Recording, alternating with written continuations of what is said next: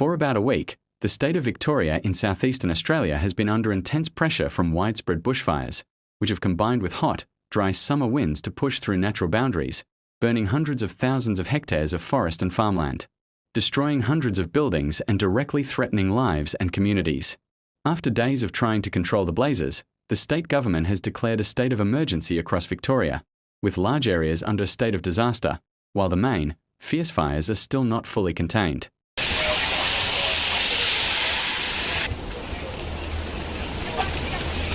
In central Victoria, the Longwood fire is considered one of the most critical, burning around small towns such as Goba, Yark, and Euroa, and has already destroyed large swaths of farmland, vineyards, and infrastructure.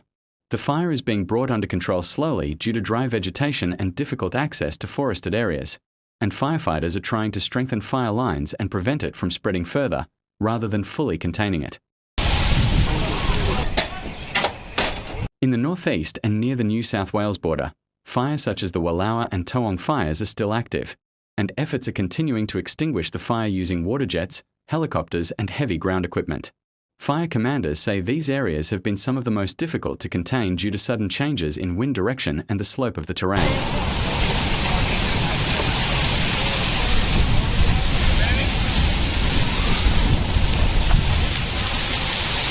Fires are also burning in the southwest and around the Otways region, and despite a slight decrease in activity in some areas, many areas are still considered unsafe. State officials say the real fear now goes beyond the fires themselves, thick smoke reaching major cities like Bendigo and even Melbourne, pushing air quality to dangerous levels and threatening public health.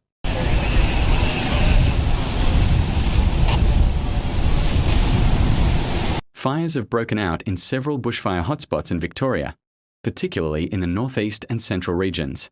High temperatures, dry ground, and summer winds have helped the flames spread rapidly.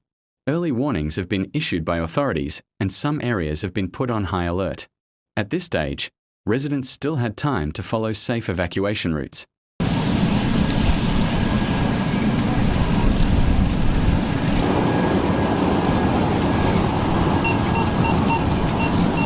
Over time, the fires have coalesced in several locations, creating several large hotspots. In central Victoria, Longwood has burned through small towns and threatened local agricultural areas and orchards that lie in northeast Victoria. Walwa and Towong have seen variable winds and steep terrain make fire control a serious challenge. In the southwest, sea breezes have combined with the fire to accelerate its advance. In recent days, emergency warnings have been issued and evacuation orders have been issued in high-risk areas.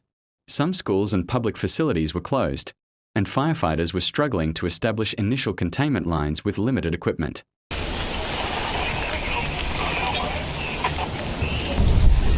As the heat and strong winds continued, the flames intensified, putting small towns such as in direct danger. Rescue workers focused on building defences and protecting residential areas to prevent the fire from spreading further. Thick smoke reached urban areas such as Bendigo and even parts of Melbourne, and air quality in some areas reached very hazardous levels.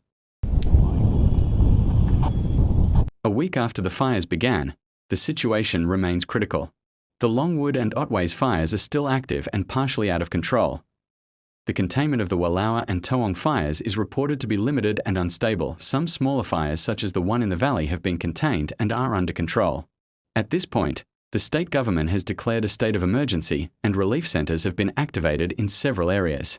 Estimates suggest that hundreds of families have lost their homes and hundreds of thousands of hectares of land have been burned.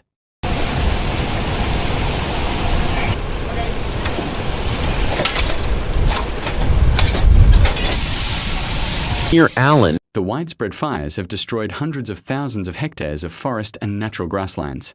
This damage is not only destroying vegetation, but also destroying wildlife habitat.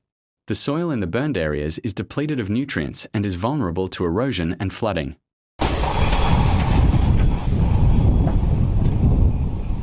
Thick smoke and pollutants have affected air quality for hundreds of kilometres, and even subsequent rainfall can contain toxic substances. Hundreds of homes and buildings have been destroyed and families have been left homeless. Roads, power lines, and communication infrastructure have been damaged, complicating the relief and evacuation process.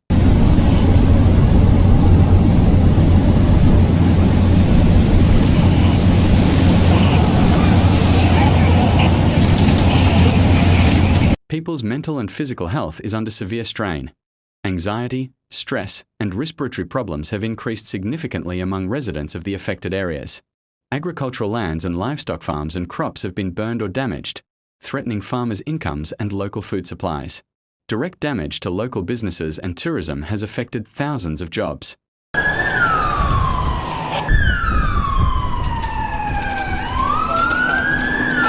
The Victorian government has declared a state of emergency, and local authorities have declared several regions under disaster for the first time in history to facilitate access to resources, medical assistance, and evacuations. Estimates suggest that more than 600,000 hectares of land have been burned and hundreds of families have lost their homes.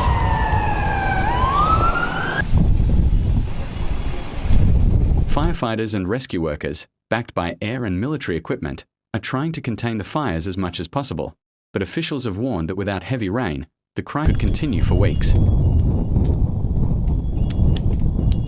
Beyond the direct damage to homes and land, the fires have created a multi-dimensional crisis that threatens Victoria's environment, economy, health, and social fabric.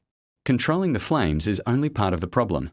Rebuilding, caring for the ecosystem, and supporting the people will be the next big challenges.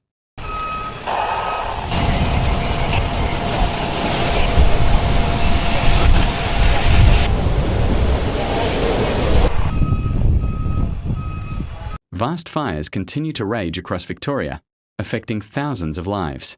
Emergency services are working tirelessly to contain the flames and save lives and animals. Each of us can play a role in mitigating this crisis by following official warnings, assisting emergency services, and supporting those affected. Follow us for the latest updates and action on the fire response, and keep yourself and your community safe. It was on Thursday and I walked past it.